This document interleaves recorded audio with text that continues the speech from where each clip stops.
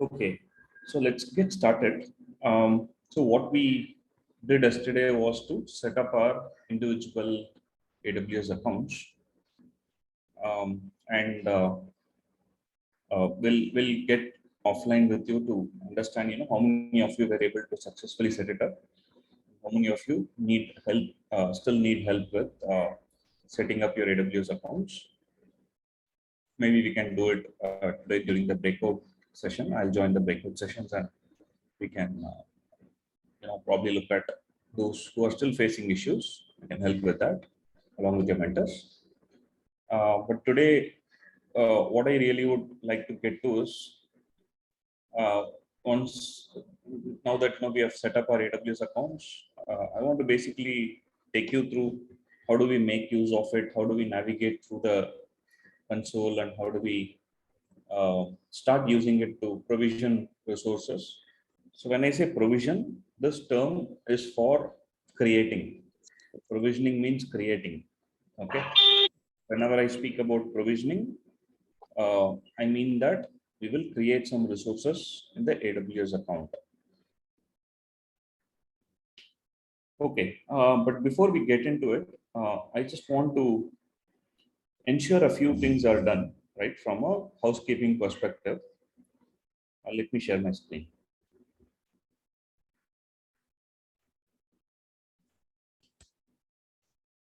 Yeah. So you will have an account set up like this, and once you log in using your username and password, right, you will get to a screen like this.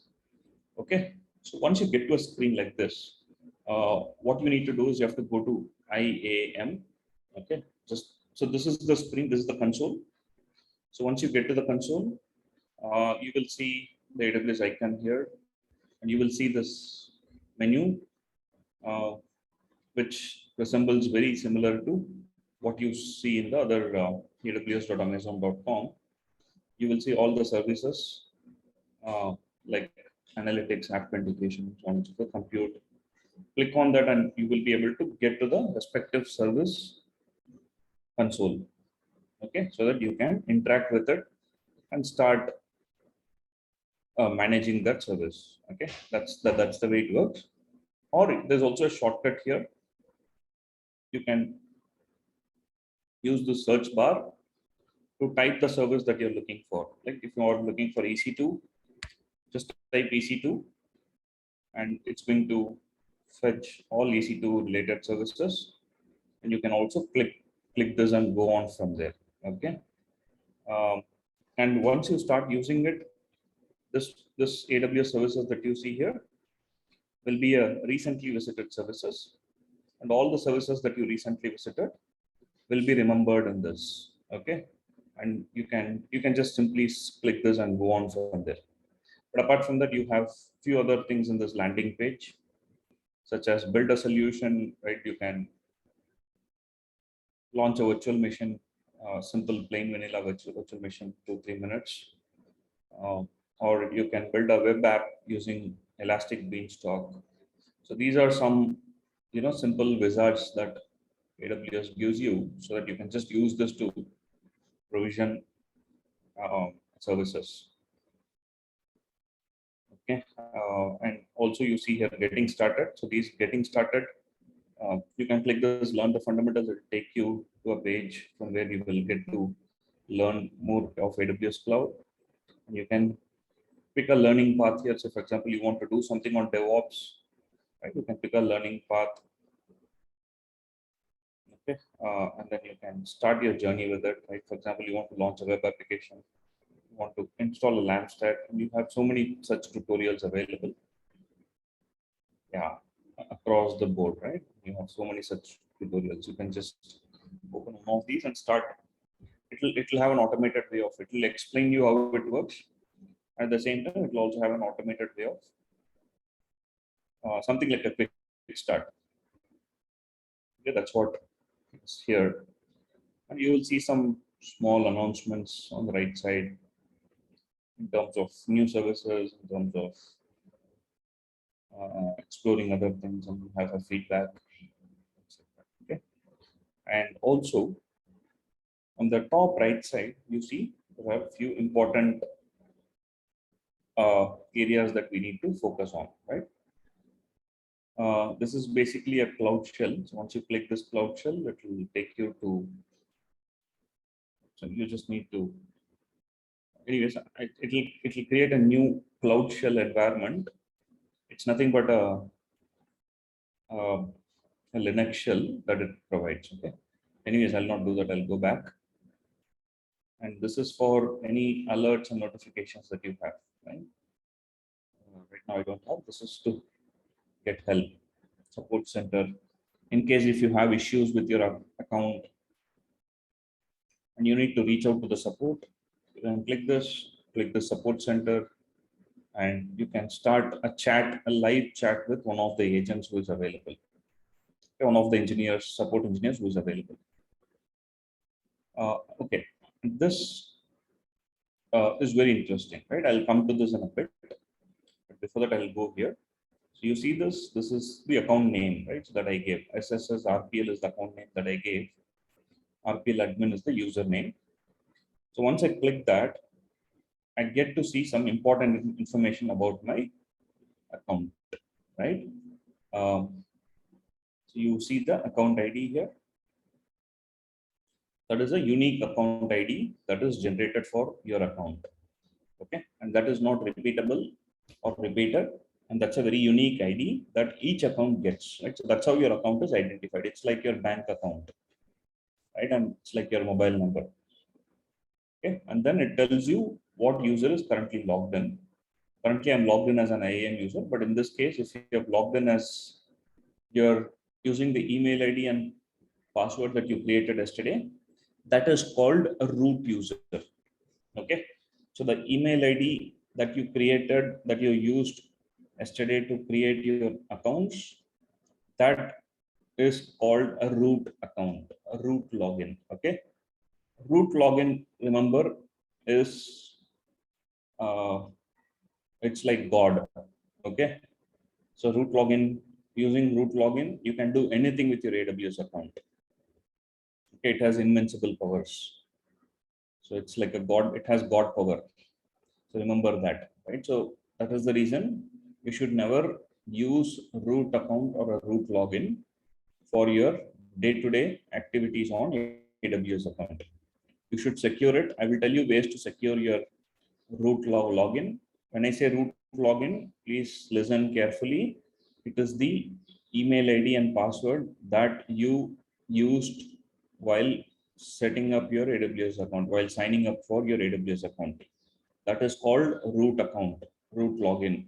So you should never use the root login for your day-to-day activities, right? You should always create an IAM user. I'll tell what an IAM user is. Anyways, we've got a dedicated session on identity and access management. You will understand more, but right now, in order to secure your account, we'll create an IAM user and assign that and use that IAM user going forward. So in this case, I've logged in as that IAM user. So now that's how I see this. Otherwise, in your case, you should see your email ID here. Okay, so then you have some menu options to manage your account. You can build an organization, right? I mean, imagine an organization would like to manage their AWS accounts, and they have multiple business groups or business units, and they would like to use that organization and create an organization. So this is the way you can go and build a complete organization, create multiple accounts and associated with the organizations. So then you have service quotas. Okay, you can define the service quotas. Billing dashboard, you get to see the billing as to how much you have consumed, what region, which services consumed, right? And things like that. And you have a sign out. Switch role, you just forget it for the time being. You have a sign out button. You can just sign out from here. Okay, so I hope I covered pretty much everything. So this is basically the way your account will be structured. And if I click on one of the service like EC2, I get a screen like this. On the left side, I have got many menu items that allows me to provision and configure the EC2 service. And you will have, you'll have different options here. But anyways, we will go over it later. That this is going to be the typical structure of the screen, right? So you will have a left side menu. You will have a grid or a list that shows the resources or services that are provisioned for you. And once you select one specific, you will see details about this in this box. So you'll have three boxes: menu box, resource box, and resource detail box. And you will have some actions that you can do on top of it. You can select one instance and perform some actions on it, like stop, start, reboot, hibernate, terminate. And you will see this orange button pretty much in every screen, using which you'll be able to perform a few more actions. You can launch a new instance through this. Right? So this will be typically the starting point when you start with your resource provisioning journey. Okay? So you take any service, that's how it typically happens. So I'll just go back. I will open, say, S3. Yeah, in S3 also, if you see, you have a very similar. You see this, the left menu. You see this. You see the list of S3 buckets, and you have a create bucket.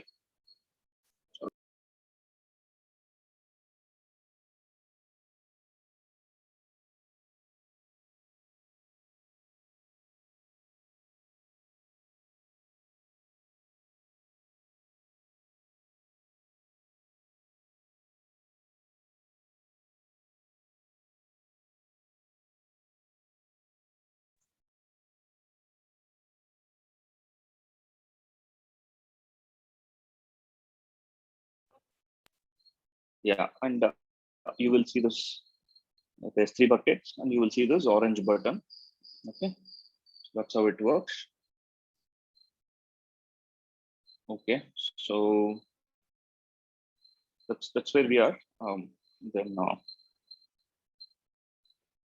okay, so now there are a couple of things that we need to do to secure your account. Okay, so what I'm going to do is right now I'm logged in as an IAM user, but I'm going to log out and log in as a root user. So I'm going to stop my screen share, and I'll quickly come back. In the meantime, those of you who have got accounts, please log into your account and keep it ready. So we're going to create a IAM user and secure your account.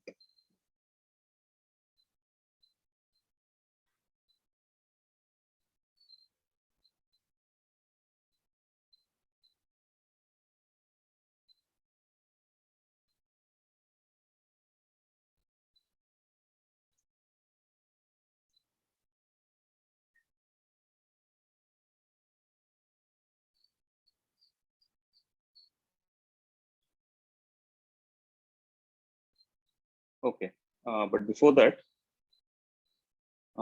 let me also show you something else. When you log in, you get to log in like this, right? Yeah. So you get a screen like this, right? So when you log in. So if I go, click on AWS Management Console, you get two options like this. Either you can use a root user to log in, or you can use an IAM user to log in, right? So when you use the root user, you have to use your email address. When you use your IAM user, you have to use the account ID, the 12-digit account ID that I just explained, right? You have to use that and click on next. Then you give your user ID and password, IAM user ID and password. Okay, but right now what I want you to do is to use the root user that you used yesterday, the email ID, right? Which you used yesterday to log in. I'm going to log in and come back shortly.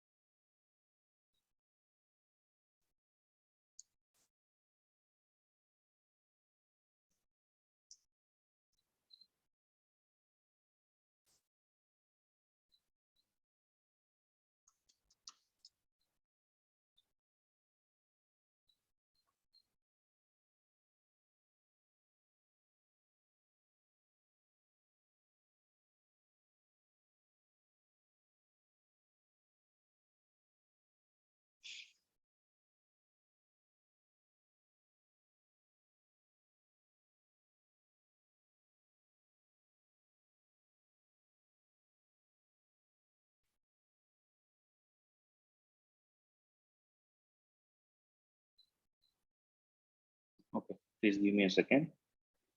I'm just having some challenge with my MFA. Just give me a second.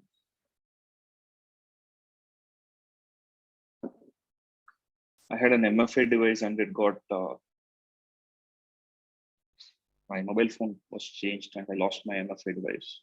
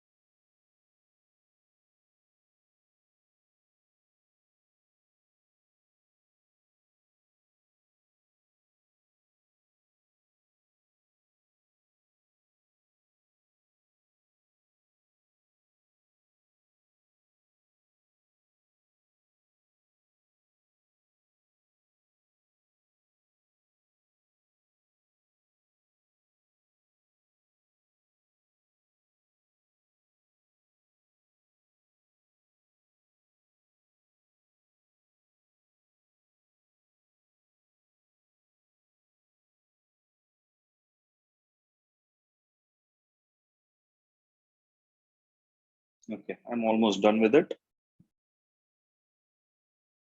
Okay, all right. So,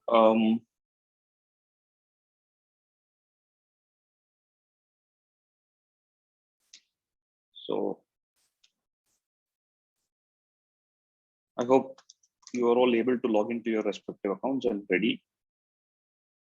I will just. Sir, excuse me, sir. Yeah. Sir, we have to click on this IAM user also. No, please wait. Okay, sir. Have you logged in to your account? Yes, sir. Just now. Yeah. If you're logged in, please wait. I'm going to explain how it works. Okay.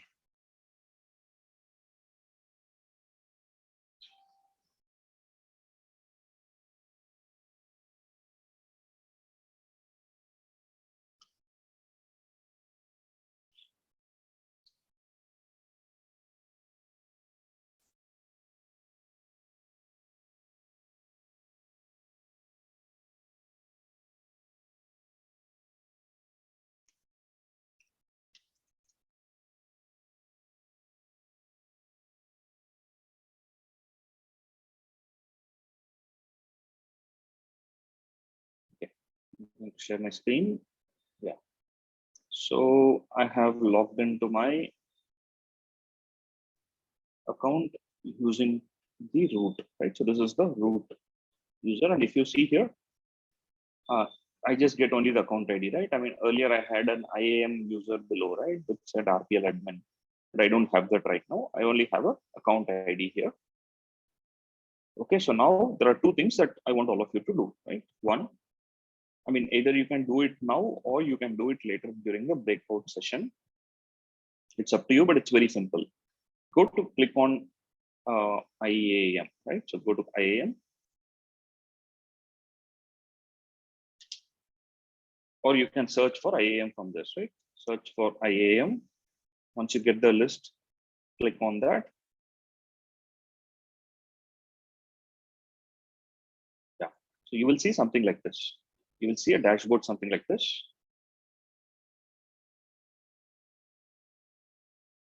Okay. And out here, there are two things that I want you to do, right? The first thing, add MFA for root user, right? What is multi-factor authentication, right? Are any of you aware of what a multi-factor authentication is? Can you explain? Like when we will next log into our account, it will ask for OTP or any numbers. Excellent. Excellent. So that is called a multi-factor authentication. So now you have your username, which is your email address, and you have a password, right? You have a strong password. So now you can add a third factor to your login, right? Like something like OTP, right? So that you are making it more secure. So without that OTP, nobody will be able to log into that. So it's a third factor. It's called multi-factor authentication. So what you can do is you can go click on add multi-factor authentication. Okay. And once you click that, so then you basically get this page, your security credentials. Okay. You see this activate MFA. You can click on that activate MFA, and you can use three types of MFA devices, right? So one, it can be a virtual MFA device, or it could be a key based, right? UB key, right? You get this UB key, you can buy it from the market. It will be a small hardware token.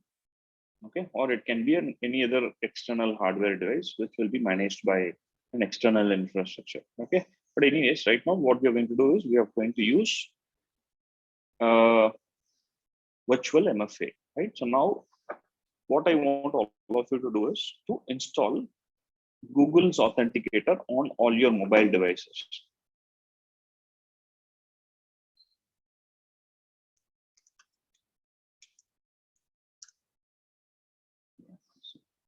You can go to your Play Store or App Store or whichever that you have based on Android or iOS.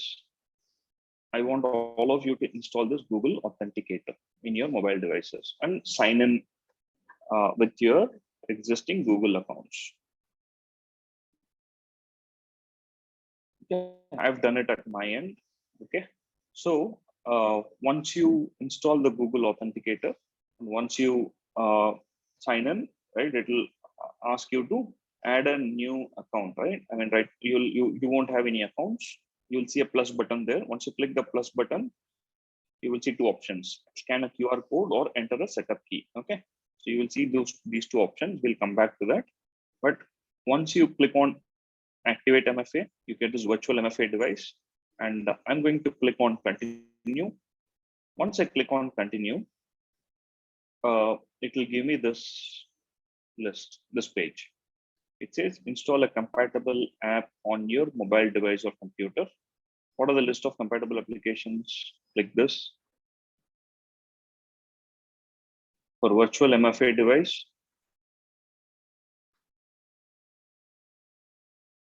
yeah, these are all the applications that it can support.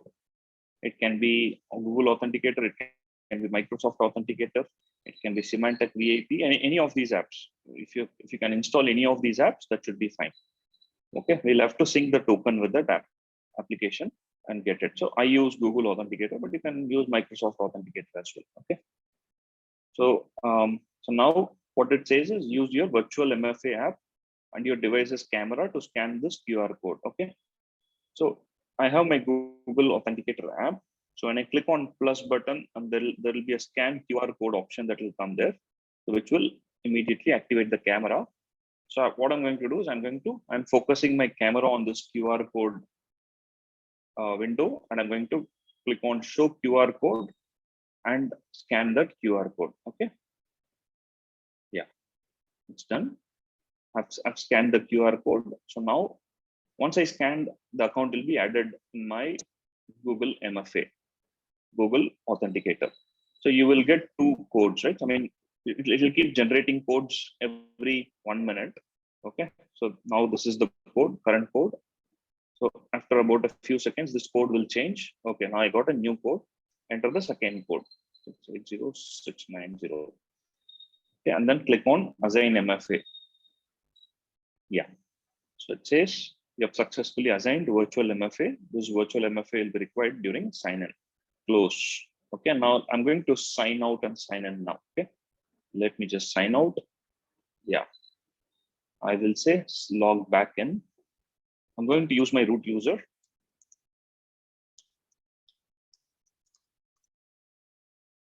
This is my root user, and I will just do a quick Oh my God, this is quite complex.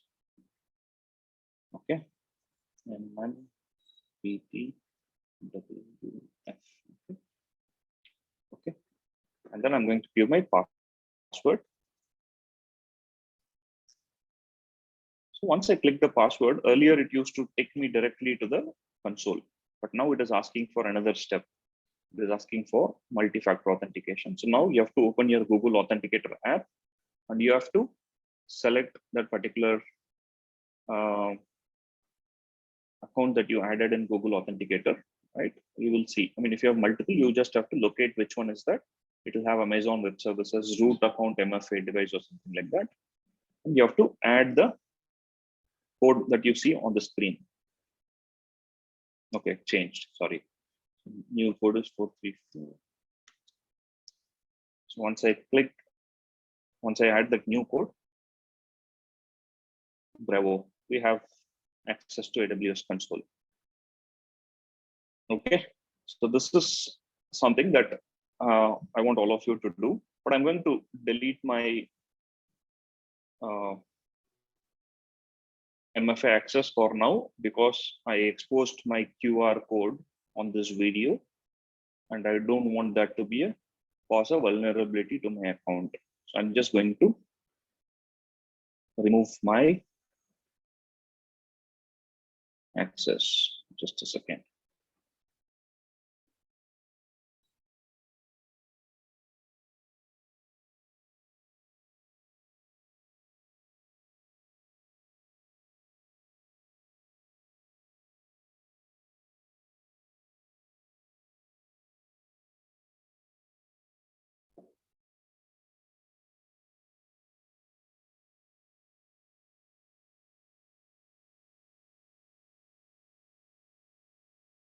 Okay, I think I do it from here. The credentials. Yeah. If you want to change your MFA device or you want to do something else, you have to go click on this and go to security credentials. In the security credentials, you get all of this. Manage, and I have to remove this. I will do it later. Yeah. I don't want this to cause any security vulnerability to my account. Okay. That is the first thing that I want all of you to do. Okay. You can, don't worry, if you're not able to complete this, you can watch this video and you can complete this later. Okay. Second thing that I want you to do is to go to IAM users. On the IAM, click on users. Okay. And I want you to add a new user here. So click on add users. Okay, you can give a name. You can give your own username, right? Whatever your name, or it could be anything. It can be a username or whatever it is. I've just given my username as all within space. Okay. And here, don't worry too much about this. We'll speak about this more elaborate when we come to the IAM. But right now, you select only the password and don't select the access key. Just select only the password option here under the AWS credential type. And you can give a custom password. Okay, it can either be an auto-generated password or it can be a custom password, right? I'm going to give a custom password, which meets my password policies, right? I've given a custom password and require password reset. You can just uncheck this. It's not required. And if you want to reset it next time, you can do it, or you can just leave it because I know that this is a strong password and I can manage it well. Okay. Give your username as something, whatever. This is my username that I've given. It can be any username. It can be your name or last name, whatever it is. And select password. Select a custom password and give a strong password and click on next permissions. And here, forget about this. You can attach existing policies directly. Okay, select this third option, third tab in this attach existing policies, and you will see the administrator access in the first, right? Select that administrator access, click on next tags, ignore this for now, Click on next review. You will see this. You will see a username. You will see that AWS Console access with the password, and it's an administrator access. Just say create user. Okay, so this is done. So a new user is created. Okay, I have a new user which is created. So now I don't have an MFA for this as well, right? So if you want to add an MFA to this, you can go here, click on security credentials, select that user, go to users, select that particular user, and you will see the summary. What is the ARN? What policies I have? I have administrator access. I've given an administrator access. See, the intent of this, me doing this is I don't want to use my root credentials to log in. Okay, that is the simple objective that I'm trying to achieve out here. I don't want to use my root user because it's, as I said, it's a God. Root user is God, equivalent to God. It can do anything. So I don't want, I want to minimize the usage of my root user, and hence I'm creating a IAM user, and I'm going to use this IAM user going forward. Okay, all within space. That's my IAM user, and I'm going to also associate a MFA to that, right? I can go here, assign an MFA device. You can do a similar thing. And just click on this manage and give a virtual MFA. Continue. You can do the same, right? You can just show this QR code, go to your Google or Microsoft Authenticator, add a new account, so open the camera, focus on this QR code, and type 2 MFA codes that you see, consecutive codes that you see on your mobile screen. It has to be consecutive codes, okay? On the screen, and then click on assign MFA, and then you are done. Okay, I'll do this later. Okay, this is to secure my account. So, two things very important. I want all of you to assign an MFA device for your root. Second thing is go to users, IAM users, create a new user with the steps that I mentioned, and assign an MFA device to that. Okay, so now let me log out and log in with my new IAM user. So I'll just click on sign out. I'll say log back in. Okay, here instead of root user, I'm going to select IAM user. Okay, so now this is where you need your account ID or Alias. Okay, so unfortunately, I didn't take up my account ID, so I have to log in again. I didn't note down, I didn't memorize my account ID, correct? So I need to log back in.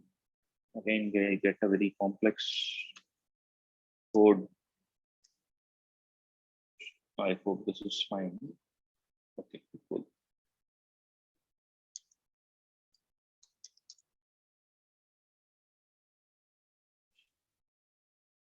Okay, so now here, if I go here and click on this account, I get to see all my account details. Okay, this is my account ID. This is my account name that you created, right? So when you created your account yesterday, you gave an account name, right? So this is my account ID.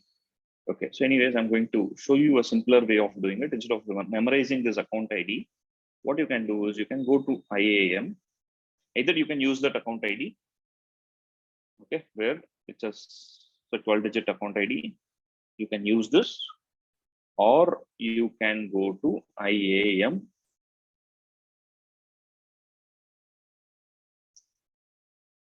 And on the right side, you see this AWS account, this section. You see something called account alias. Okay, you can create an account alias for your own self, right? So with which you'll be able to, it's a friendly name. Instead of remembering the account ID, that 12-digit number all the time, you can have a very friendly name, but that friendly name has to be unique across. Okay, it can't be repeated, it can't be reused. So I have SSS RPL as my account alias. So what you can do is you can create a new account alias and you can give a name to it, but that name has to be unique. When I say unique, unique globally. someone else should not have taken that account alias, because what it does is it maps it to the DNS ultimately, right? And you'll be able to even log in like this. Like I'll be able to log in like sssrpl.signin.aws.amazon.com/console. Okay, so that way, since it creates a CNAME at a DNS record level, so this has to be unique at a global level. Okay, you can do that. So in this case, I already have one SSSRPL. You can add a new and you can try out. If it is available, it will tell it's available. If it is not, it'll say it's not available. It will give you some suggestions. You can change it and you can pick up a one which is available. Okay, so this is a alternate way of remembering your account alias, or instead of, you don't have to remember your account ID. This is an alternate way to remember the way to log in. Okay, I'm going to sign out, log back in. I'm going to go to IAM user. Here, it's asking for a 12-digit account ID or account alias, right? Okay, I still can't remember my 12-digit account ID, but it's good that I've created an account alias. I'm going to use my account alias. RPL, that's my account alias. I'll give that and I'll say next. Okay, so now it's going to ask for my username and password. I will give my username password. All within space is my username. Password is blah blah blah. I'll say sign in. Yeah, so if you have MFA enabled, it will ask you for the additional code to be entered. And you can add the MFA and log in. Okay, so now it gives me all within space at SSSRPL. This is my account ID, and this is the IAM user with which I'm logged in, all within space. Okay, so I hope it's clear so far. Okay, I mean, it's pretty straightforward. Don't worry. I mean, if you're not able to follow it, you can always watch this video and complete these steps. I have reiterated it a couple of times in the video. So you'll be able to complete it later, or you can go to the breakout room and you can just complete this for your respective accounts.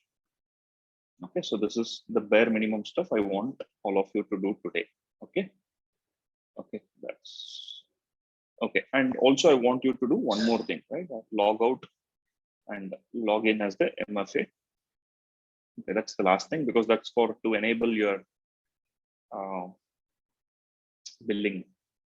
So okay, so when you log out and when you have logged in as an IAM user, it by default takes it to your IAM user. Now here it's only asking you to provide an IAM username and password, right? So if you want to log in using root, you see this option below, sign in using root user email. Click that, and it will take you to the root user. Give your root.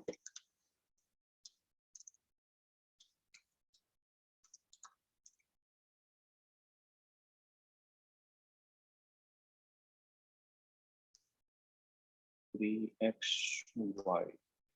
I hope it works. Yeah.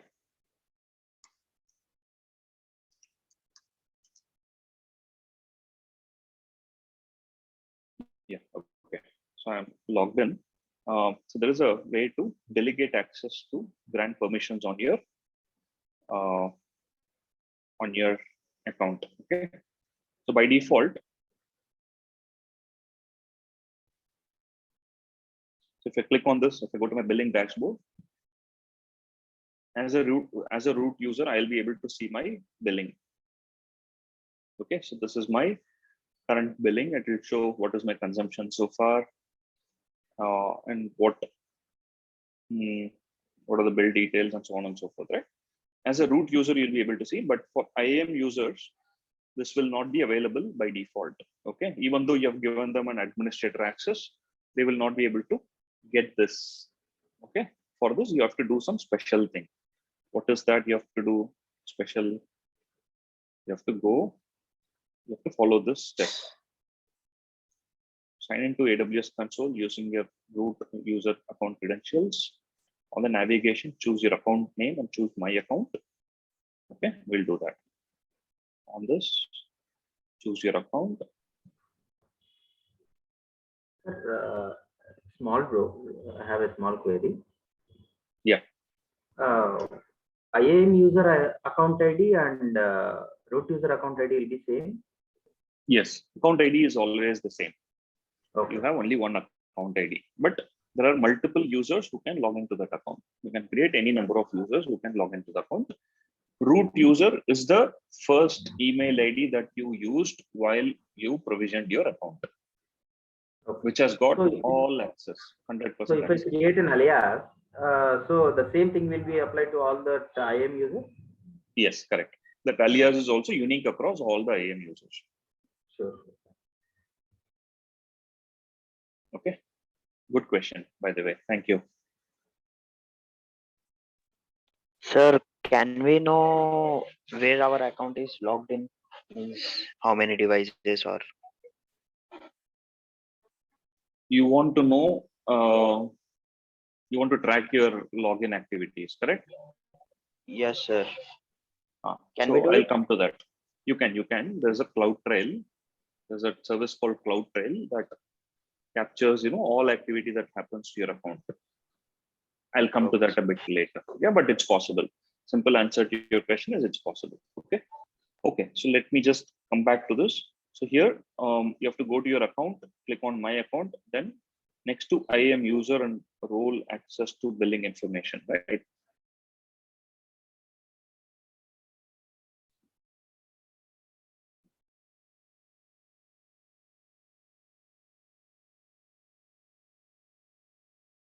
Yeah. So if you go to this, if you click on my account and click on this my account, only in the root user, only when you logged in as root user, you will have this section. If you log in as an IAM user, you will not get this section. So here, what you need to do is you have to click on this edit. It will by default be unchecked. Okay, it will be unchecked, but you have to check it. You have to turn it on and update. I've already done that, but in your respective accounts, you have to go here and activate IAM access. So now what it essentially does is, by default, it's only the root user who can view the bill and who can view the consumption. Okay. But what we want to do is we want to delegate that access to other users as well, if provided they have the respective credentials or respective access. Okay. So that's what this precisely does. So you can just go here and select this, check this, and click on update. Okay, but right now I'm not doing it because it's already activated. But you have to do that. Once you do that, then as a IAM user, when you log in, you'll be able to track your usage. So you don't have to keep logging in as a root user in order to track your usage information.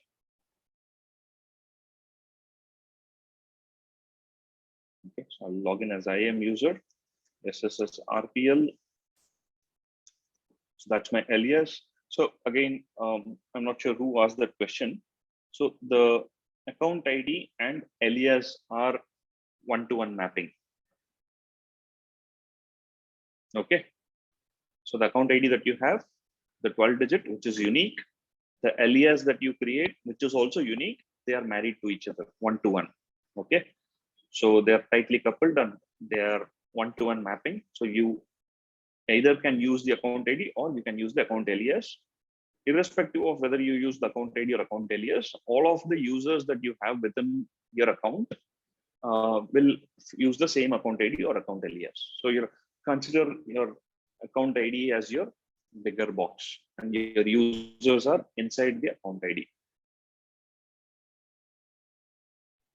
So Okay. So it's not required to log in as a root user and give this billing access permission to this IAM user?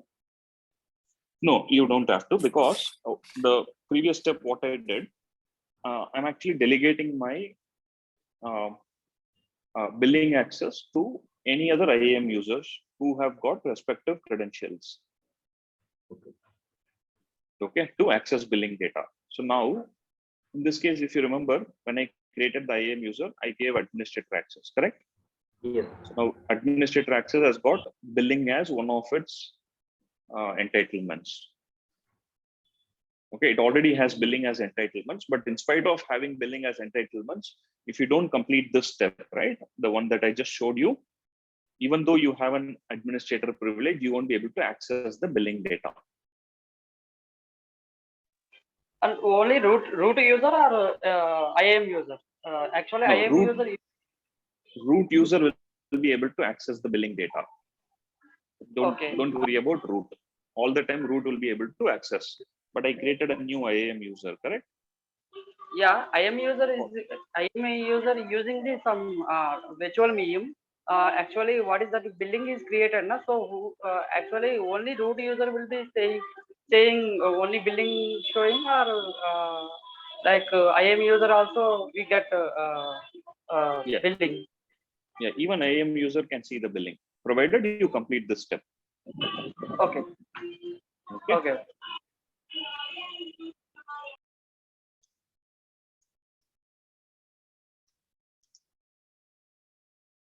Okay, since I've completed that step, if I've logged in as an IAM user now, right? IAM user is all within space. And if I click on billing dashboard, I can see the bill. But if I go and disable that, I won't be able to see this bill. Okay, even though I have administrator privileges. This all within space IAM user has got admin privileges. Okay, I've got admin, which means I can do anything. Equivalent to root, maybe not as powerful as root, but equivalent to root, correct? So but so that is the that's how AWS has designed this whole thing, so that there are a few things that are very, very exclusive to root users. Okay, so now do this also and keep it ready. Okay, so now let's just begin quickly, right? I mean, I said I'll come back to this later on this top, right? So now when you click this, you will see so many countries listed here, right? Or so many regions listed here. North Virginia, Ohio, Northern California, Oregon, Cape Town, Hong Kong, Mumbai, Seoul, Singapore, Sydney, Frankfurt, London, Paris, Bahrain, Sao Paulo, right? So you have so many. What are these? Okay, in order to understand what these are, I'm going to introduce you to one important concept called regions and availability zones, okay, within AWS. So the way AWS is designed, it's a global service, okay? AWS has got data centers spread globally.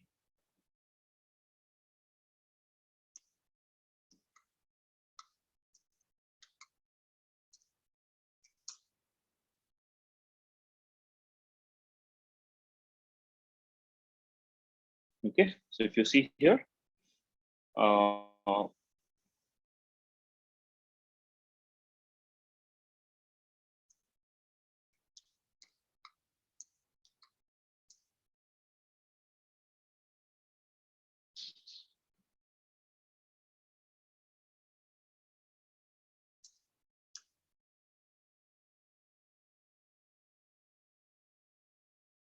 one sec, I'm just trying to search for that, which has the nice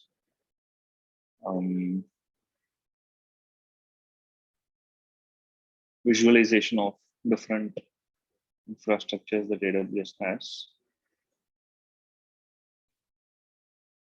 Okay, I'll come back to that. Okay, so now if you see this is the world map. And you see this blue ones, the blue dots. These are all the dots which are the existing regions. A region is a place where AWS is offering its services. Okay, like for example, in India we have South Asia, right? South Asia is the overall continent, or the geolocation. So within that, AWS has multiple regions, right? So in South Asia, it is Mumbai. Okay, we have got a data center in Mumbai. Okay, AWS has got not just one. I mean, it has got multiple data centers. It's called a region. Okay, region is an abstracted term, right? I mean, region means that particular region, right? Mumbai, okay, is a region. Within Mumbai, you will have multiple different availability zones, and you will have multiple different data centers, right? We'll come back to that later. And when I explain VPCs, it will be very clear to you. But for now, it's very simple. Imagine that AWS has got a very global presence. It has got several regions which are up and running, which are live already. And it also has got regions which are upcoming, right?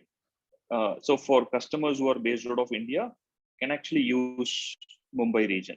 And there's a region which is coming up in Hyderabad very soon. Okay, it's under construction right now. It will come very soon. So there'll be two regions in India, right? One is in Hyderabad, or one is in Mumbai. The other one will shortly come in Hyderabad. Okay. Similarly, you take US, right? US, the regions are split as East Coast and West Coast, right? So this is the West Coast of US. This is the East Coast of US, right? So now you've got regions in East Coast, which is the first region. The very first region is this region. Sorry, not this. North Virginia. You see, this is Northern Virginia. That was the very first region that was launched by AWS way back in 2006. And it has got 6 availability zones. Forget about the other things, local zones, wavelength zones. We'll come back to that later. So then, then it also launched another one in Northern California in 2009. Okay, and then it launched Oregon, which is US West 2. So then it launched GovCloud, right? And there's a region in Canada Central, okay? And there's a region in South America, Sao Paulo, right? And there's a region in Africa, Cape Town, South Africa, Cape Town. There are so many regions in Europe, right? You've got a region in Stockholm, right? And you've got a region in Ireland, okay, Dublin, right? And you've got a region in London, Paris, Frankfurt, okay, and then Milan, right? Then in the Middle East, you've got a region in Bahrain. Okay, so there's a region that is coming up in Dubai very soon. Okay, and there's also one coming up in Israel. These are all in progress, right? So they're all being constructed. And in India, this region was launched in 2016. Okay, about 5 years back, the region was launched, and the India region has been quite successful, serving Indian customers, right? So because a lot of Indian customers can't take their data out, right? For example, the fintech companies that you have today, right? Like, a lot of fintech organizations that you have, and financial services organizations, and other public sector organizations, they're bound by very strict regulatory controls that says that you can't take the data outside of India. So for them, Mumbai region is very, very important, and they can host all their services and everything in Mumbai region. And you've got a region in Singapore, right? Before Mumbai region came in, all the Indian customers used to host their services in Singapore. Again, they could not host, like for example, the financial services customers could not host it on AWS, or they were not AWS customers because there was no region in India. Okay, so now once India region came up, they quickly started adopting India region. Singapore, you've got Hong Kong, you've got some few Chinese regions like Beijing,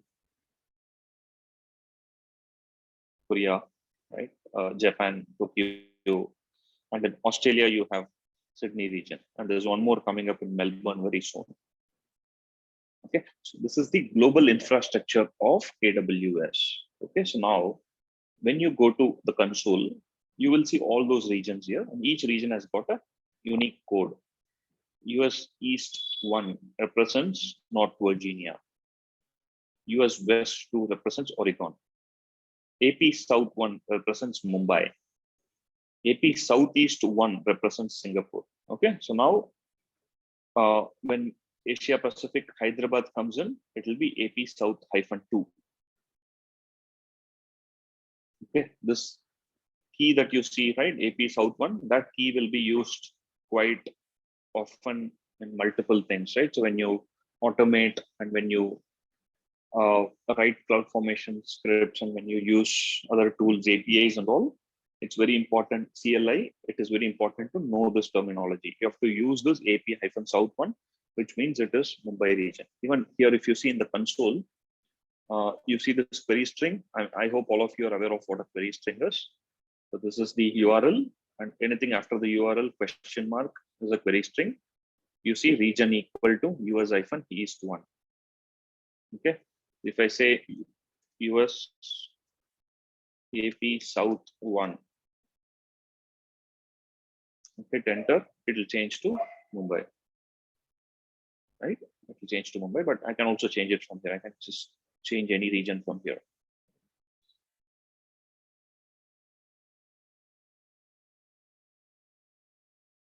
Yeah, right now I'm in Sydney region. So you have to ensure that you select the right region before you do anything on AWS. Okay, so because when you provision resources, it will actually go to that region. Okay, the physical resource will be provisioned in that region. Actual resource, right? It will be provisioned in that region. We can select any region, sir? You can select any region depending on your requirement.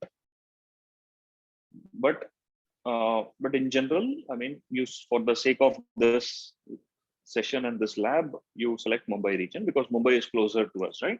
You can select North Virginia as well, or Singapore. All the services will be provided for all the regions. No, good question.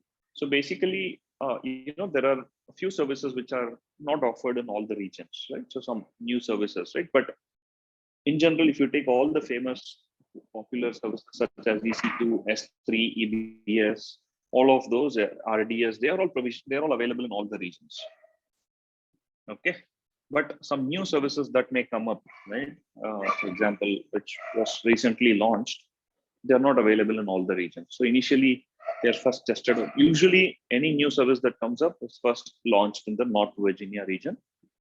And depending on feedbacks, depending on user reactions, they roll it out to other regions subsequently, the next few months or so, the subsequent months. So that's how this works.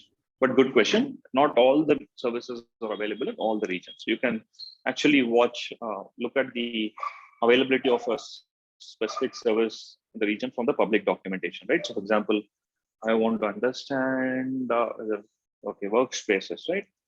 AWS workspaces. Click on this. You can actually read through from here. Go to FAQs.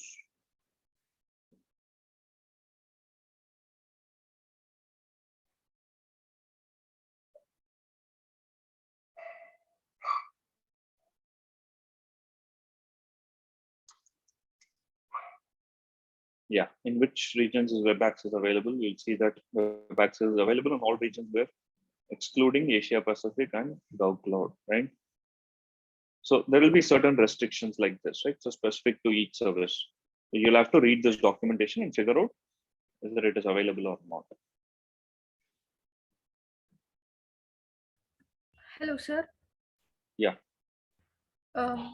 So we have a certain amount of time limit for each service under free tier, sir. So are these different for every user under root user, or will they be distributed? No, it is central at an account level. You have free tier, right? Free tier access, correct? The free tier applies at an account level, not at an individual user level. Okay, for every user so account? For example, no, not for every user account. See, a user and account are two different terminologies. Don't mix up both, okay? Account is the account. Within the account, you will have multiple users. Okay, so now free tier applies only at an account level. Okay, irrespective of any number of users who use it, free tier is not going to, for example, you've got an account and I've got two users, right? All within space and all within space one. So now all within space is provisioning resources. All within space one is also provisioning resources. If it's the billing happens for both together. Okay, it's a union of both. Okay, so now when all within space is consuming 720 hours of one EC2 instance, and all within space one is also consuming 720 hours, which means that AWS is not going to consider each account at each user level and give free tier at each user level. It will be at an account level and it will be consolidated for all the users. So in this case, I will end up paying 720 hours to AWS because I've exceeded the free tier limit. If you want both the users to share the free tier limit, then all within space has to use 360. All within space one will have to use 360. And if you have 10 users, then all the 10 users will have to share that free tier, the limits within free tier. Okay, sir. Thank you. Okay, one second. I'm just trying to pull out that infrastructure. There's a very nice animation that is available. It's called AWS Global.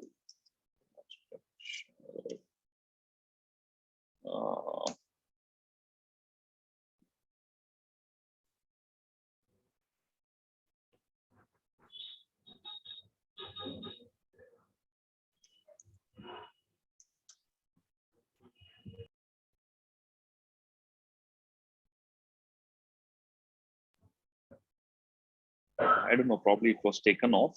It's called something like infrastructure.aws. infrastructure.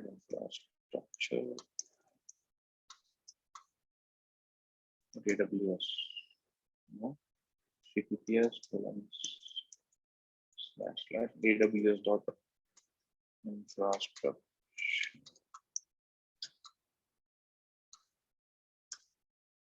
No, I think it's taken off. It's not available anymore. But anyways, that's okay. I just wanted to show you that as to how the regions and availability zones are structured. But anyways, that's fine. So it's important you understand that there are multiple regions and you select a specific region to access your resources. Okay, so now I think today we've pretty much covered a lot of these things. One last thing that I wanted to cover was just for the heck of it, I'll provision one EC2 instance and show you how it looks like. Okay, EC2, right? EC2 is a very important topic. EC2 means Elastic Compute Cloud. Okay, if you go to this and go to products, go to compute, EC2. EC2 was the first service that was launched by AWS. It's a virtual machine on cloud, right? You can run virtual machines on cloud of any operating system of any size. Okay, there are multiple sizes of EC2 that is available. So EC2 is one of the pillars of AWS, right? It is heavily used service by a lot of organizations, a lot of people. You will realize that shortly. So Elastic Compute Cloud is a web service that provides secure, resizable compute capacity in the cloud. It is designed to make web scale cloud computing easier for developers. EC2 simple web service interface allows you to obtain and configure capacity with minimal friction, provides you with complete control of your computing resources, and lets you run on Amazon's proven computing environment. Okay, it has got about 400 instances for virtually every business need, and it is available in 25 regions and 81 availability zones globally. Okay, it has a choice of Intel processors, AMD, and ARM-based processors. It's called the Graviton, right? ARM-based processors. These are the three processors that are supported, and there are multiple case studies that you will see here, right? And you'll see this features, and as I'll go to the pricing. There's a detailed page on how the pricing works and what are the different types of instances that are available. There are different families of instances available.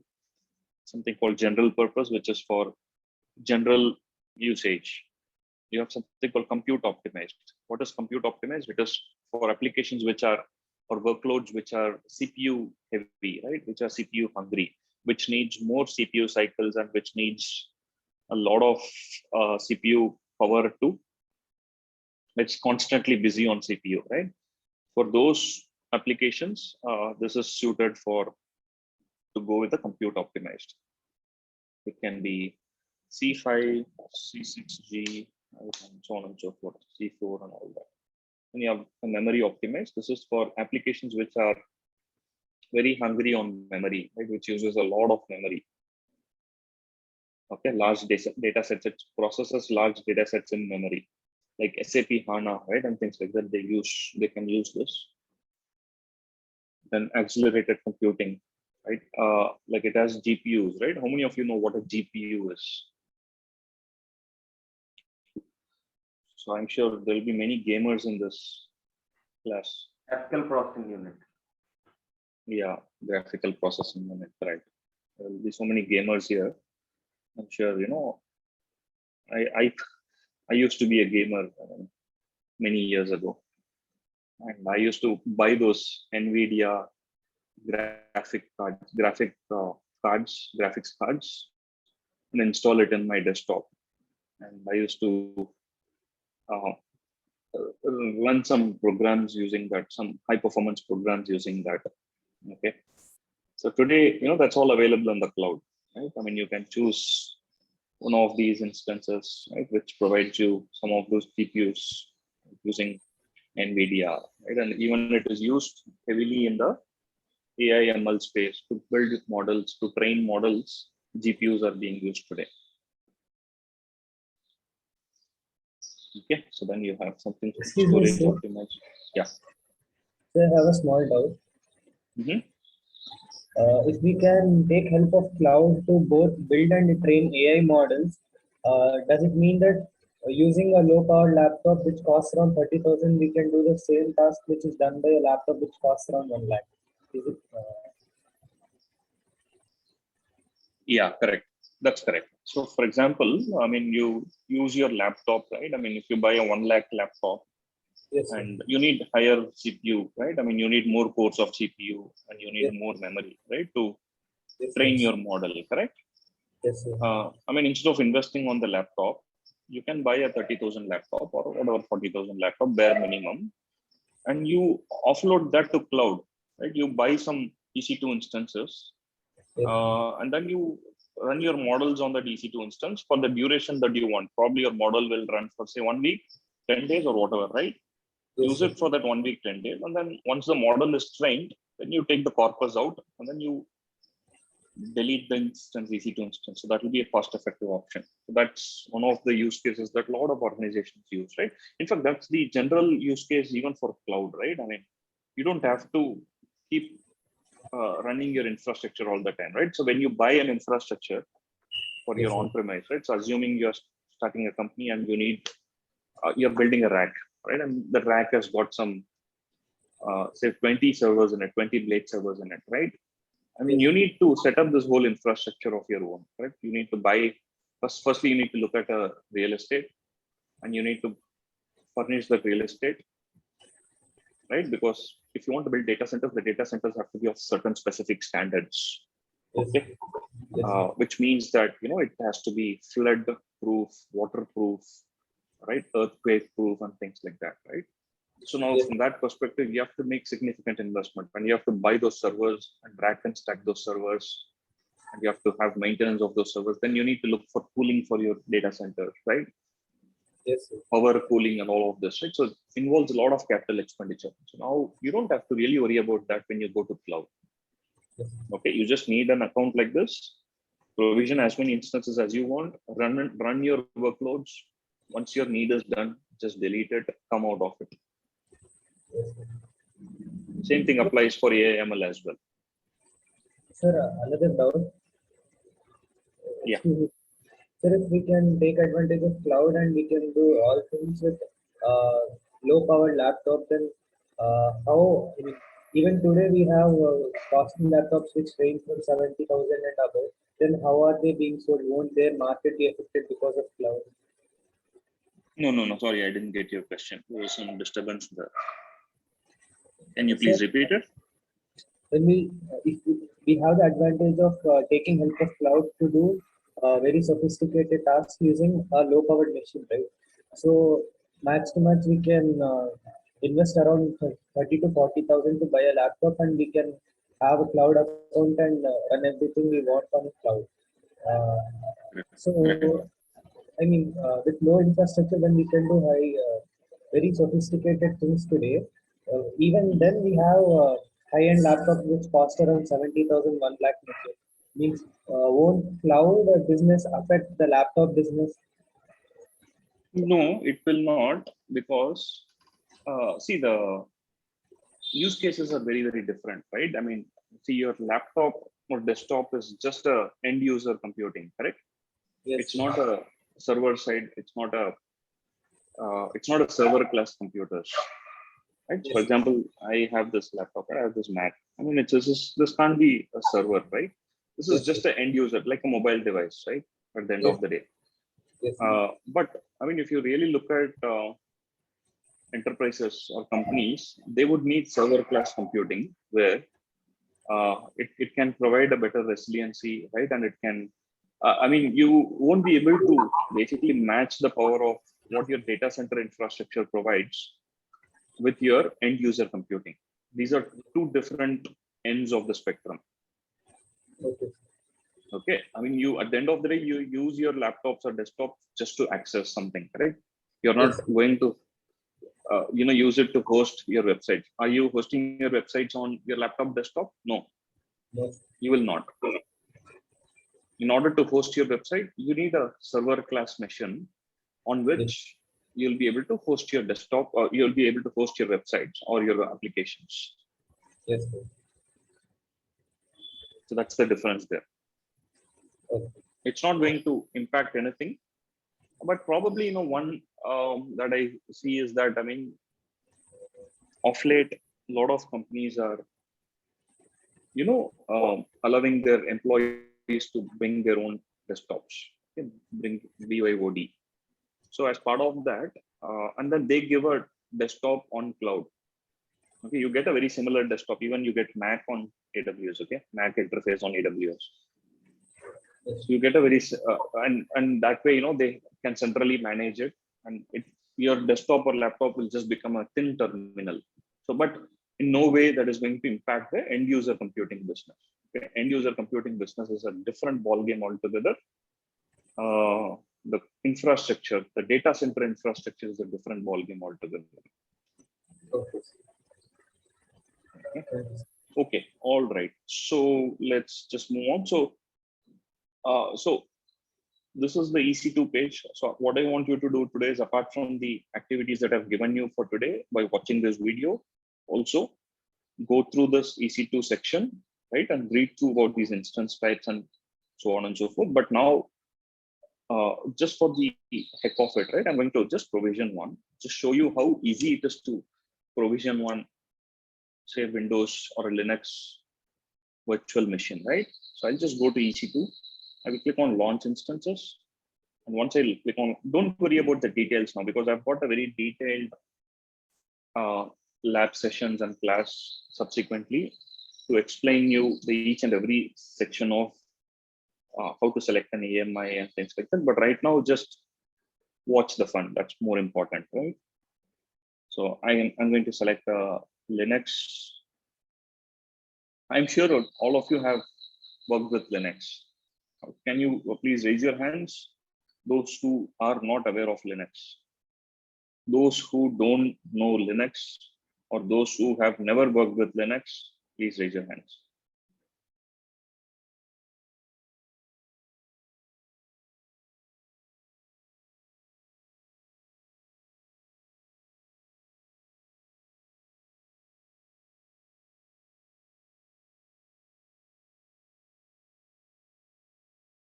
Okay, about 35 odd people, right? Okay, fine. Don't worry. I mean, Linux is easy to learn, right? And there are a few resources that are available to learn Linux, right? I mean, it's going to be pretty straightforward. Don't worry about it. Okay, so now I'm just going to select e2.micro, which is a free tier. You see this free tier? Wherever free tier is eligible, it will show you free tier is eligible. See, free tier is available. free trial available. Sorry, free tier is this green box. Okay, I'm going to say next, configure instance details. I'm going to just select any VPC. Don't worry about it. We'll come back to that later. Next, add storage. This is the disk that I want to add to it. Add tags. I'm just going to give a name tag. It's just a key value pair. Name, sample, EC2 instance. Next, configure security group. It's okay. Review and launch. Launch instances.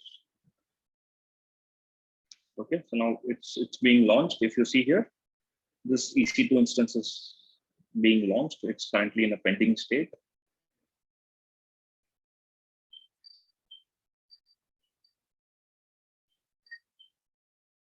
Okay, and slowly, shortly, it has to move to running state. Just give it a few seconds. It will transition from pending to running state. Yeah, see, it's running. Hardly how many seconds did it take? It took about 30 seconds or less than a minute. Correct. And now it's running. It's in the running state. Now I'll be able to log into this EC2 instance. Right. I can use any shell. I can use a shell.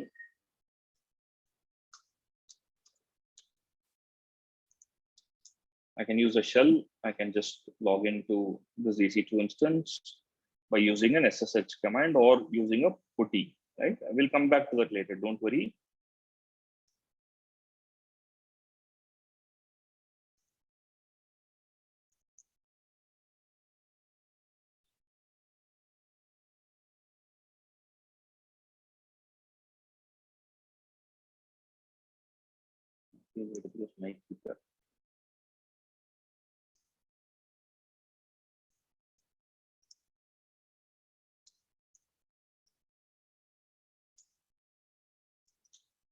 Yeah, see, I'm logged into the EC2 instance.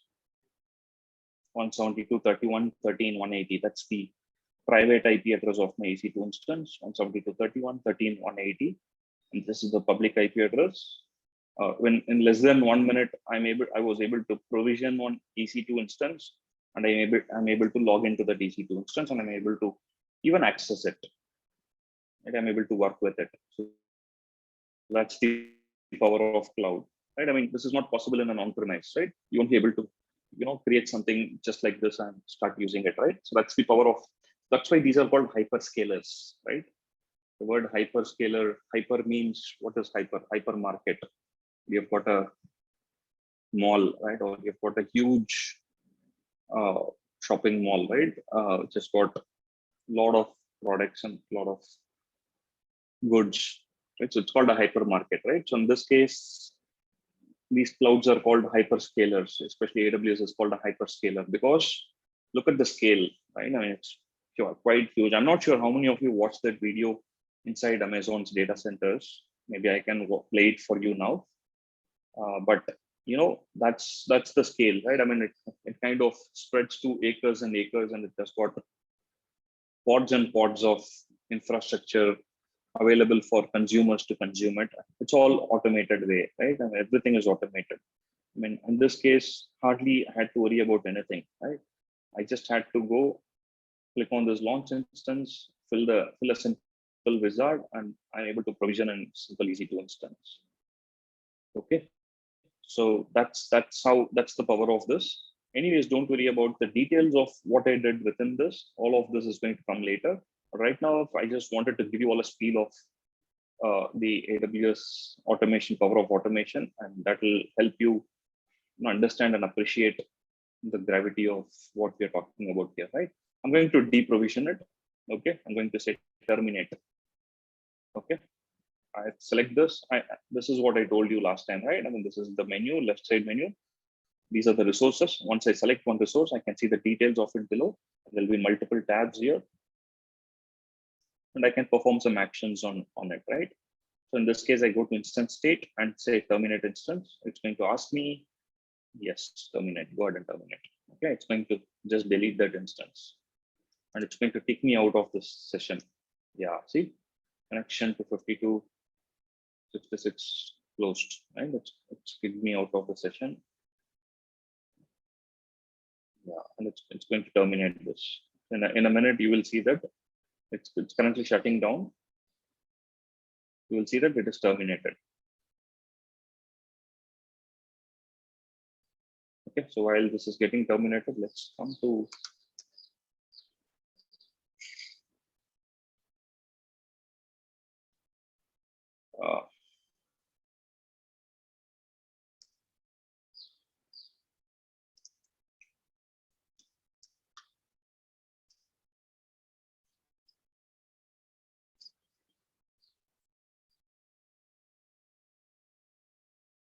yeah, I'll just play this video.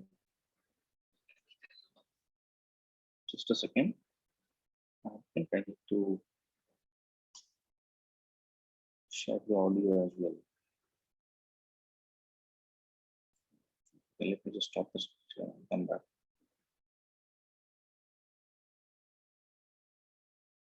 Share screen, share sound. Share. Okay. Amazing offer from Udemy. Right now, they're having one of their biggest sales of the year. So agar aap Amazon Web Services is an unrivaled colossus of the internet age, providing the computational horsepower underpinning countless organizations. From Netflix to BMW, Disney to GE, Tinder to the CIA. It earns tens of billions of dollars a year. And if you've used the internet at all lately, you've probably used Amazon Web Services without even knowing it. Join us today as we enter the belly of the beast and take a sneak peek inside an AWS data center. In stark contrast to its cardboard boxes, vans, trucks, jet planes and warehouses, Amazon prefers not to brand its vast portfolio of gargantuan data centers. But these monumental server farms are the very guts of the firm's wildly successful AWS, that's Amazon Web Services division. AWS began life at a 2003 meeting in the lake house of CEO Jeff Bezos. The firm had just emerged strong from the dot-com bust, but Bezos' fast-growing retailer was having difficulties setting up and rolling out its own internal server capacity. A scheme promising fast, scalable server infrastructure was duly hashed out and was swiftly identified, by the more enterprising young guns in the room at least, as a potential spin-off service Amazon could sell on to other companies. Fast forward to today, and AWS rakes in a whopping 60% of all Amazon profits. That's about $50 billion a year. How? By taking on other companies' tech problems in the cloud. If you're a startup in 2021, you no longer need to invest precious capital in vast banks of noisy, expensive servers and battalions of nerds to maintain them. You just rent time on Amazon's gear instead. That's the cloud. When you're busy, yay, you hire more gear. If you're quiet, whatever, you hire less gear. The actual gear in question is jealously hidden from prying eyes by Amazon. Even clients aren't allowed to poke around in the data centers they pay for, and their addresses aren't made public. But here's what we know. Take a typical site in Loudoun County, Northern Virginia. AWS is said to run at least 50 individual data centers in this region alone, covering several million square feet. Yeah. Believe it or So what you just heard in North Virginia, so that's one of the first regions of AWS, right? It seems there are about 50 data centers, right? So covering that region. So basically a region comprises of multiple availability zones, and each availability zone can have multiple data centers, right? So that way, imagine there are 6 availability zones in North Virginia, right? So the 6 availability zones span across 50 data centers. And each data center could be a building where there are compute infrastructure devices available, provisioned and available. or not, Amazon is planning on adding still more capacity in Northern Virginia. For instance, a 100-acre site near Dulles Airport the firm reportedly just shelled out a cool $73 million for. On entry to one such data center, let's say this giant nondescript box next door to a pet resort in Sterling, the first thing we notice is that security is the overriding concern for AWS. There's high fences, guards, and several layers of intrusion detection systems, most obviously cameras. When access is look at the way permitted, the data centers are secured, right? I mean, it's highly secure, including the physical perimeter security, along with the infrastructure, data, and IT security. very limited people for very limited periods, two-factor authorization is required on at least 2 occasions during the visit. If a visit is sanctioned, this is extremely rare, visitors are accompanied at all times by at least one authorized member of AWS staff. Once this so-called perimeter layer is passed, the next stage of the data center is known as the infrastructure layer. This is where crucial systems like backup power, fire suppression, and most importantly, HVAC or air conditioning are situated. To maintain market dominance, AWS data centers cannot be allowed to fail ever for any reason. Look at this. This is a typical rack, right? And each rack has got, a chassis. This is called a chassis, right? I mean, you see this box, right? Inside that small, the one box, the container, that's called a chassis. And each chassis has got each one of these blinking lights, right? It's a server. It's a blade server, right? So that's how, imagine, this rack is such a huge rack, right? About 15 feet or so, right? About 12 to 15 feet. This has got so many chassis. Usually the racks are measured as U's. It is usually a 42 U rack. Okay, and each chassis has got several servers, and all of these servers are connected to the network and storage. So that's the hyperscale, right? So that's the hyperscale AWS provides. So, I mean, it's unimaginable, right? I mean, look at the scale. So when you go out and request for, say, 20 EC2 instances, you just get those 20 EC2 instances from one of these racks available. Communications and internet links are all designed with full redundancy, and keeping all those servers, as many as 80,000 in a single data center, running requires constant monitoring of ambient temperature and humidity to prevent overheating. If the worst should happen and a fire systems are rigorously maintained and good to go in a crisis. Past the infrastructure layer, and we're finally where the real magic happens, the so-called data layer. Security is even tighter here, with a secretive array of intrusion detection systems and even stricter review process for anybody going in or out. Even if something minor happens, for instance an internal door is held open slightly longer than usual, alarms are triggered. All access points are fortified with multi-factor electronic control devices. If a data breach, physical or virtual, is even so much as suspected, the relevant server is automatically disabled and shut down. These security systems are audited throughout the year according to a robust 2,600-point checklist supervised by external bodies. These external auditors can request access to anything in the data center, from humdrum logs to security footage or even the very cameras themselves. AWS staff are sometimes plucked at random from their shifts and interviewed about topics like the disposal of media, itself a process that's held to exacting and robust compliance metrics. Let's look at the hardware itself. In the midst of all this hypersecurity, it's maybe easy to forget that AWS data centers are fundamentally just enormous banks of servers. A typical AWS data center will hold anywhere from 50,000 to 80,000 servers. Wow. So a data center in AWS can hold 50,000 to 80,000 servers. What a whopping number it is, right? Imagine a 50,000 to 80,000 servers. So then imagine how many racks that AWS should maintain. Just one data center, right? And you just heard that NorthVirginia has got about 50 data centers, right? So imagine the scale. Running on a combined 25 to 30 megawatts of power. It's said that AWS could quite easily double this size and make even bigger data centers. However, like everything Amazon related, it's all a question of finely calibrated scale. Distinguished engineer and AWS VP James Hamilton told attendees at the company's reInvent conference in 2016 that beyond a certain point, increasing the number of servers and racks per center no longer lowers the incremental cost. At some point, the value goes down and the costs go up. And in our view, this is around the right number, Hamilton says of the data center size AWS usually goes with. Thrillingly, Hamilton employs the term blast radius to underscore the impact a failure might lead to in a much larger data center, hence the relatively modest dimensions.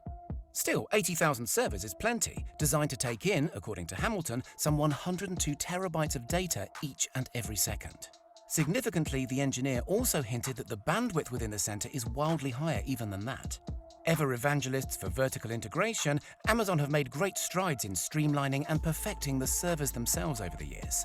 Unlike other co-location server infrastructure providers, AWS has a much clearer understanding of who will be using its hardware and for what. Removing this requirement to be versatile and generalist has enabled the firm to devise ever more efficient server architectures. When mundane software operations are translated on the hardware or even the very silicon of the chips, this can shave nanoseconds off of processing times, and at Amazon scale, that makes a big difference. Initially, AWS bought servers off the peg, as it were, from traditional suppliers. But steadily over time, the firm began developing its own single-depth servers, exquisitely optimized for airflow in AWS buildings running AWS software. AWS has even developed its own so-called Graviton chipsets since acquiring Israeli firm Annapurna. These Graviton chips, currently in their second generation with a third on the way, use the power-efficient ARM architecture. This represents a break from long-term Amazon partner Intel and its x86 architecture, and is said to give AWS clients 40% better price performance, essentially putting supercomputer-level power in the hands of regular commercial users. In terms of storage, a single standard-sized rack in an AWS center can hold 11 petabytes. That's 1,000,000 gigabytes of data on 1,100 disks. Multiplied, of course, by many thousands of times across many hundreds of data centers all around the world. AWS routers, here comes the science kids, can run custom ASICs or application-specific integrated circuits that support 28 ports with 25 gigabit Ethernet connectivity. This diverges, fun fact fans, from the industry standard 10 gigabit Ethernet and 40 gigabit Ethernet networking speeds, but apparently, according to James Hamilton, offers economies of scale when paired together at 50 gigabit Ethernet. Networking between data centers, essential to provide security and backup for crucial client info, happens over Amazon's own private 100 gigabit Ethernet network, which connects the 25 international regions and 80 so-called availability zones across the vast AWS worldwide network. AWS even lays down its own private undersea cable. So that's very important, right? The one unique thing about AWS is the entire AWS, all the regions are connected through,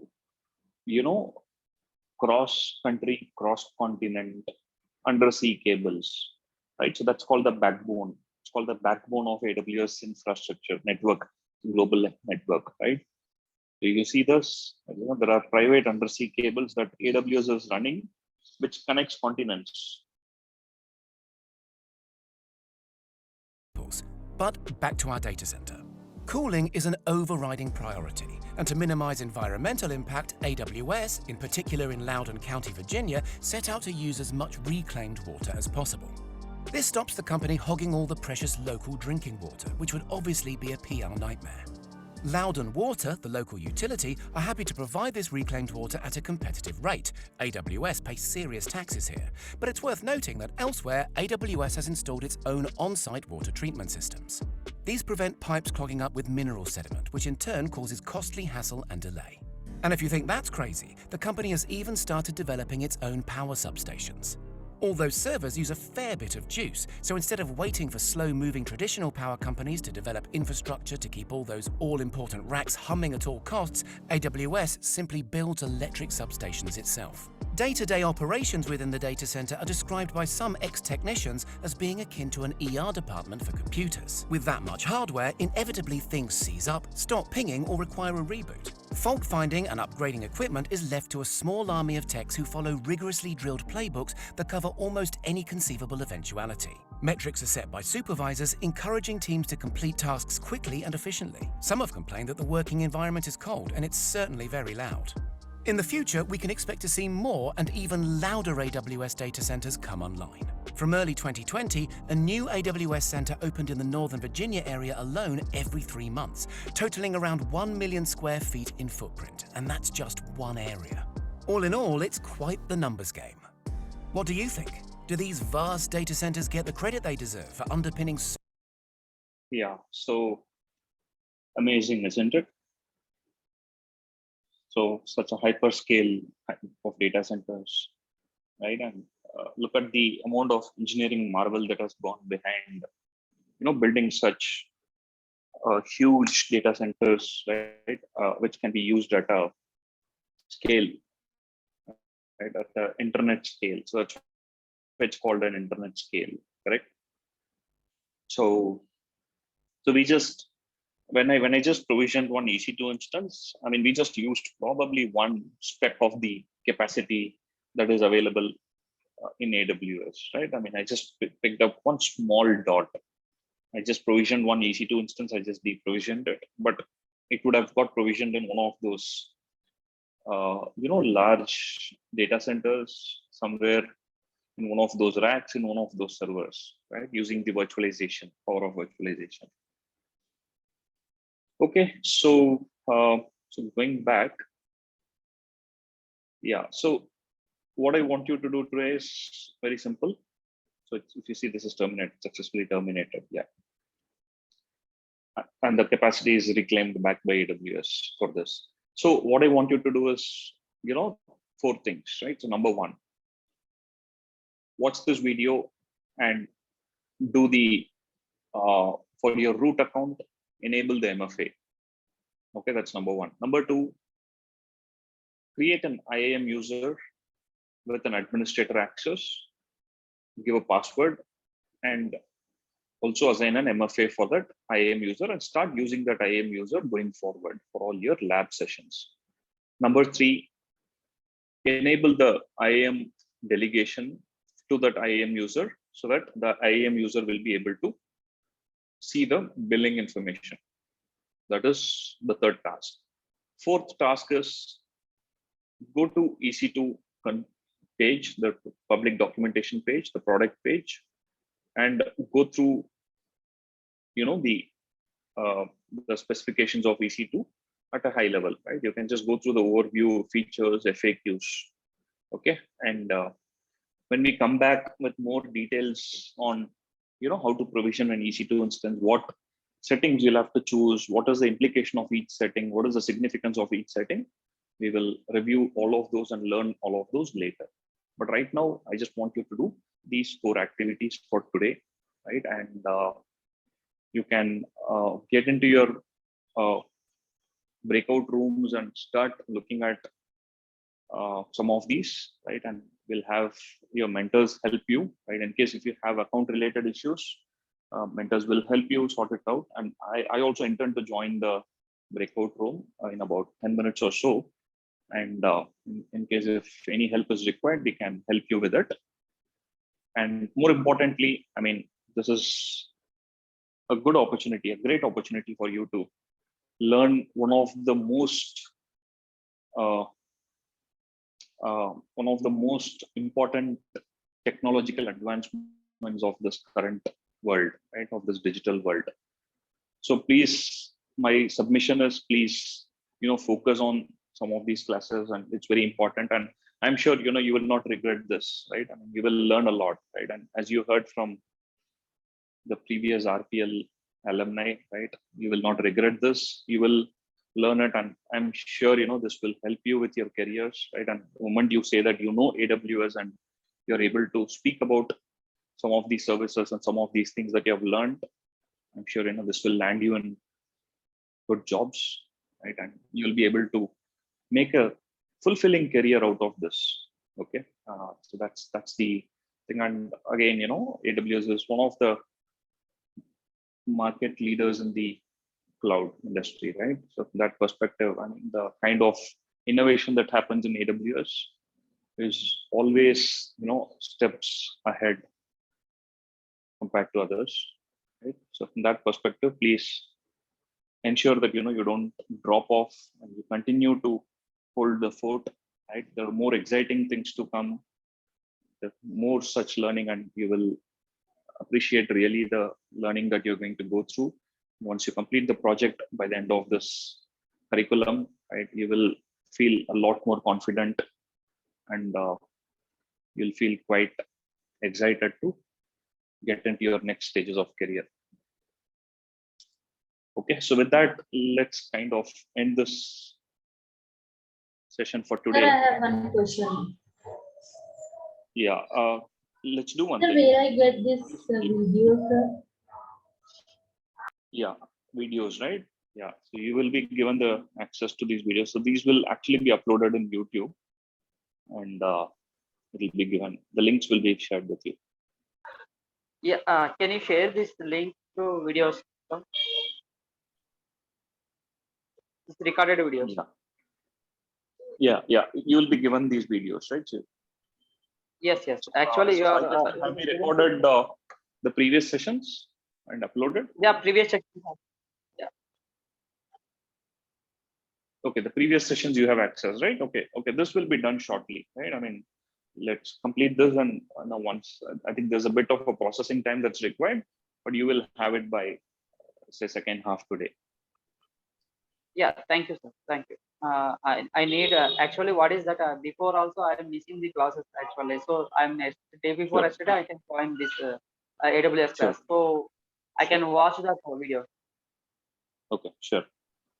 Okay, all right. Now you can get into your breakout rooms and start with your today's activity.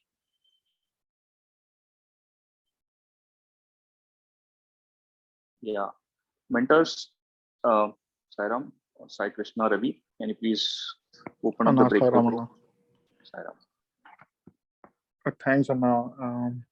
Yeah, we'll look into this YouTube links, Anna. I'll share them the channel URL today, so that they can refer to the previous ones as well. Sure. Thank you so much. Thank you so much. Okay, all right, guys. So with this, I think we are done with today's session. I'll be pushing you all to the breakout rooms. So make sure you guys will provision your own accounts and start practicing on that. If you are delaying today, and it's gonna be, you will be behind, and then you can make it on time with the classes, the flow we go with. So try to make sure you finish account setup and all the assignments till today. Assignments in the sense the personas are shared, whatever the tasks personas are requested to do so. So finish them by tomorrow, and then we'll be having fresh class from Monday. And also and one last thing. So from Monday, we're going to start with an important topic of AWS security and networking, VPC subnets. So it's going to be very important. So please ensure you don't miss Monday's session, right? Because there's going to be so many concepts that will be introduced on Monday. So if any of your friends missed it out, please ask them to join. Monday time tables are there, right? Hello. Hello. Yes, brother. Yeah, Monday. What is the time? 8:30 or 9? Could you focus on what Prasanna sir is saying? I will give you all housekeeping announcements in a bit.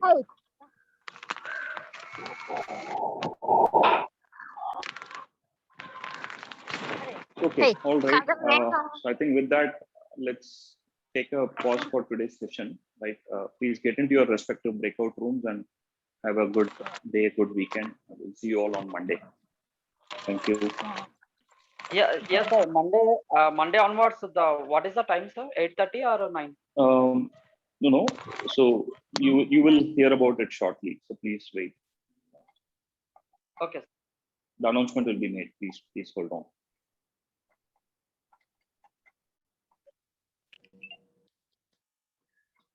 Anna, thanks, Anna. Guys, so quick announcements before you go into breakout room sessions. We'll not be having any special sessions tomorrow. Usually we have Sunday planned for aptitude and communication skills, right? So it's been actually 2 weeks in a row.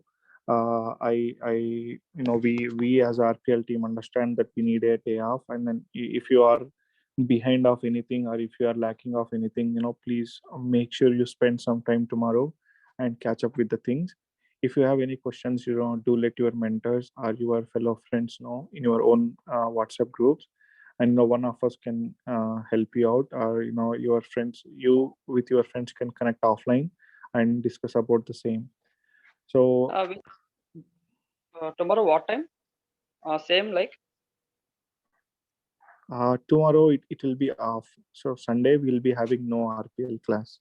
So we'll be resuming with AWS class on Monday morning at 8:30 a.m. No, communication. Like tomorrow is something communication. You can tell you, right? What your time? That communication time. Sriram Ganesh, could you please pay attention to what I'm speaking to? So what I'm saying is tomorrow, Sunday, we will not be having any class. no aptitude, no communication skills, no special classes will be conducting tomorrow. Okay, okay. Our team decided to give you guys a day off so that you guys can catch up with the things that you are falling behind. Oh, okay. Sorry, I Right? missed it. Actually, my network is very slow, so that's why I will miss it your voice. Yeah, that's why I'm trying to explain you multiple times, but that's fine. So that is the first thing, guys. We'll be not having class tomorrow, and then starting Monday. So the AWS class will be starting at 8:30 a.m. sharp. This week, Prasannas are hold it up to 1 hour. That is from 9 to 10, and you all might have observed how punctual Prasanna sir is. He joins 5 minutes earlier to the class, and he will start the session dot at 9, and he will end the session at 10. Today being Saturday, he couldn't have any of his calls, so he extended for a half more hour. From Monday onwards, he will be available only till 10 a.m. From 8:30 to 10 a.m., we'll have AWS session. 1 hour we need for another 20 days, guys. So if we are shorting the time, right, so we will not be able to cover all the topics that we thought of. So please cooperate and try to join at 8:30 a.m. sharp from Monday onwards. I could see still students are joining after 9. Most of you are coming in by 9:15. So set your alarms or reminders like 10 minutes before what you do now. So try to be in class by 8:20 or 8:25 max. Okay, that is the class timings from Monday onwards. And regarding videos, right? So there is a protocol, guys. So we have to upload multiple videos with multiple editings. We have to make sure all the credentials are not visible throughout the video. There are some videos that needs to be edited, and our team is working on it. That is why we are referring that we need time. Please be patient on us. And my whole point is, right, so we have bunch of tons of videos in YouTube. I hope none of you are referred to those videos till now, right? I don't think these videos will help you out much, but this is just for a reference or to recap what our tutors said earlier. Okay, but don't depend on videos. People are messaging me or messaging us or emailing us to send out the video URL. We will not be doing that. This is just for a reference, and it will be posted after 2 days or 3 days. Okay, so just we have to be make sure all the content from our end, from our team, is secured. So we will be there are so many students that exposed their video multiple times. We have been announcing students not to display their picture, but they failed to disable it. So there were a couple students pictures, like multiple student pictures came up throughout the video. It's our responsibility to cut that off. We are trying to look into that, so it takes some time, guys. So I hope you all understand what are we considering the most. Okay, and we'll be uploading AWS videos as soon as we can. Please be patient with us. And in the meanwhile, I'll give you guys BHL. We have a YouTube channel from BHL Samiti. So I'll share you guys the BHL channel URL. So subscribe to that BHL channel URL. So whenever is a new video uploaded, right, you will get a notification so that you can go and look into it instead of you go and checking it for the new latest video, right? So whenever there is a new video uploaded, you will get a notification. So go and subscribe there. I will share the link when you guys in the breakout rooms, or I'll share once you guys are all done with the session today. Your mentors will communicate with that channel link throughout the WhatsApp channels. I mean WhatsApp groups. I hope everyone is clear with what I say. Yeah, so thank you. subscribe to YouTube channels. You will get the notification. And if you are eager to look into videos, you can also refer to the previous year videos. Thank you so much. Yes, so this is for everyone, guys, so just keep this in mind. And also we are taking attendance while you are in class, and we are expecting to have you continued for another 1.5 hours. If you are failing to be active in the breakout room session. I think we have to have one-on-one conversation with you. What are you lacking of and what is your focus on? Like there is a 10 to 15 team of RPL, putting efforts towards supporting you. So guys, please do cooperate and spend your time, like quality time in the breakout room sessions.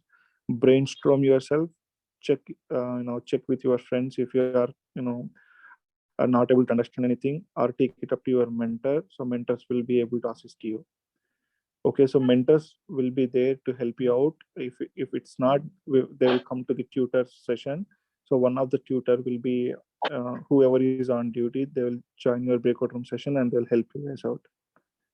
And when you guys are following the video set, whatever personas are sharing, don't scare off all the worldly things. Like, I mean, I think that is too high level, and you might think this is out of your boundaries and something.